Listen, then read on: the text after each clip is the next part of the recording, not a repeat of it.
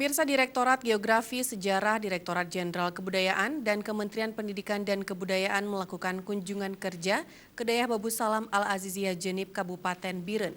Sebelumnya Direktorat Geografi Sejarah juga mengunjungi serta mengadakan kegiatan seminar kebangsaan dan pameran sejarah selama 3 hari di Dayah Mudi Samalanga. Dayah Babu Salam Al-Aziziyah Jenib merupakan dayah multimedia Aceh.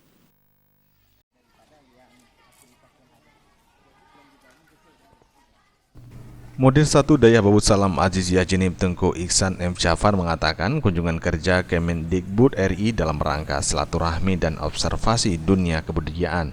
Direktorat Geografi Sejarah juga melakukan pertemuan dengan sejumlah pengurus Dayah Babu Salam Jenib, di mana Kemendikbud tertarik dengan peran dayah masa lalu, dayah yang mampu memberikan kontribusi besar bagi Kesultanan Aceh dan dayah hingga saat ini masih bertahan dengan pendidikan yang sama.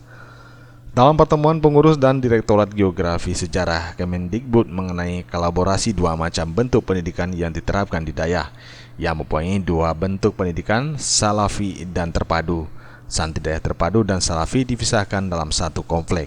Dalam kesempatan tersebut, Kepala Subdirektorat Geografi Sejarah Direktorat Jenderal Kebudayaan Kementerian Pendidikan dan Kebudayaan RI, Agus Widiat Moko mengatakan kunjungan kerja ke Dayah Babu Salam Jenib untuk mengenal tentang pendidikan karakter, di mana sekolah bisa menerapkan bagi anak di mana nanti program pembangunan kemajuan bangsa melalui peradaban dunia.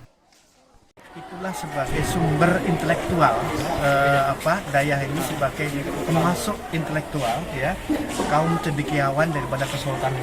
Nah, ini yang harus kita bangkitkan, bahwa dayah-dayah ini nantinya juga sekarang dan masa depan adalah sebagai tempat penggodokan para cendekiawan yang nantinya juga mempunyai peranan yang besar, ya, peran besar dalam pembangunan masyarakat Aceh.